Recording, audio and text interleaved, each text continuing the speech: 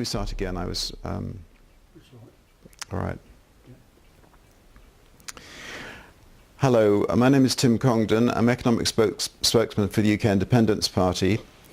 Over the next few minutes I want to talk about the autumn statement of 2011, which George Osborne gave yesterday, and I know it won't be viewed yesterday, but it was when I gave this interview.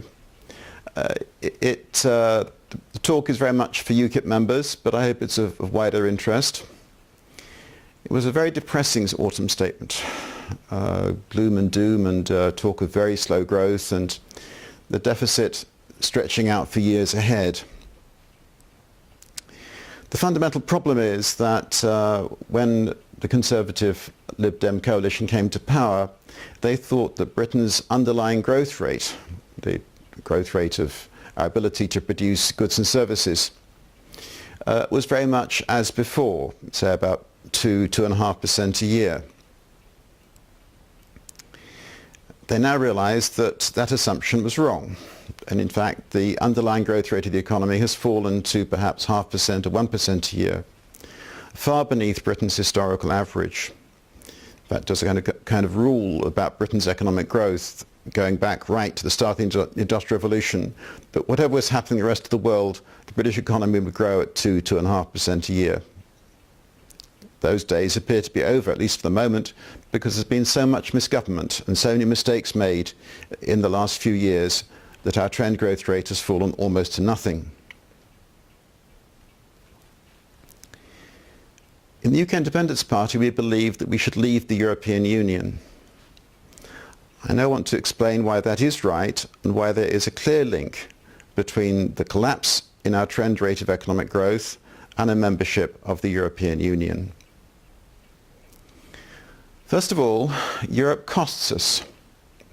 In fact, the net cost is now thought to be about £10 billion a year. You might say, why is it not known with exactness?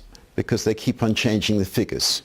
Turns out that in 2009 it was supposed to be one figure, and then just this week there's been an announcement that it was £3 billion higher than that. It's a lot of money, £3 billion. At any rate, it costs us to belong, and that means that we're poorer directly because we are members of the European Union. We then face, secondly, a whole mass of regulations. I think every small businessman in this country knows about these regulations. I don't need to go through them in any great detail, but they're endless. This is part of the way that the European Commission tries to exert power over us when in fact taxes and government spending for the most part still remain at the national level.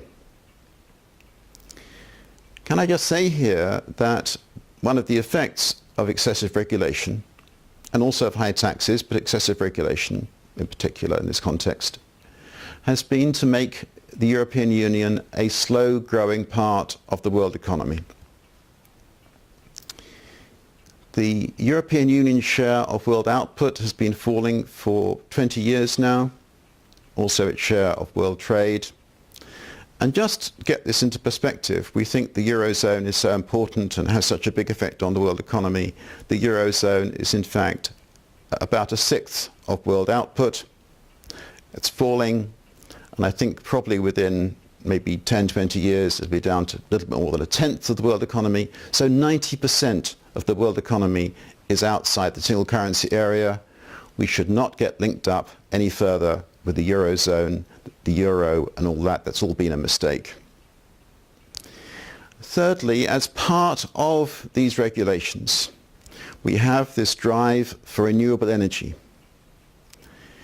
There's this ridiculous idea of 20-20-20, which these civil servants think up. You know, when you're running a business, you really try and get the lowest cost, you try and get the best, sell a product at the highest price, and you try and make a profit. So it's all driven by some logic. This 20-20-20, 20% renewables, 20% drop in carbon emissions by 2020 is just a silly phrase made up by bureaucrats and politicians.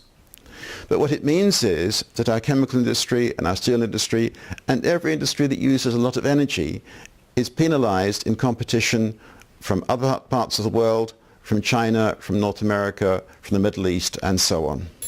So not surprisingly, these industries are finding it difficult to compete, and they're losing market share, and that's stopping our economy growing.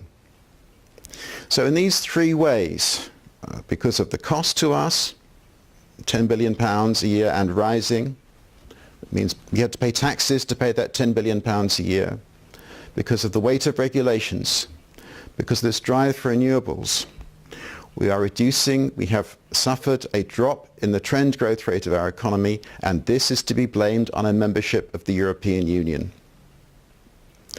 If we want to be a dynamic part of the world economy in the 21st century, we must leave the European Union. Europe without us, within a few years, will only be 10% or so of the world economy. We should care about the other 90%. Let me close by recalling something said by Winston Churchill in the Second World War. De Gaulle put it to him that when push came to shove in terms of its geopolitical loyalties and allegiances, that Britain was part of Europe.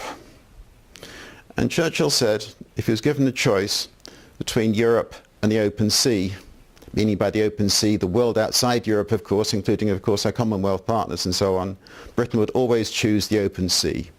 Yes, in the 21st century, Britain must choose the open sea. We must leave the European Union. Thank you.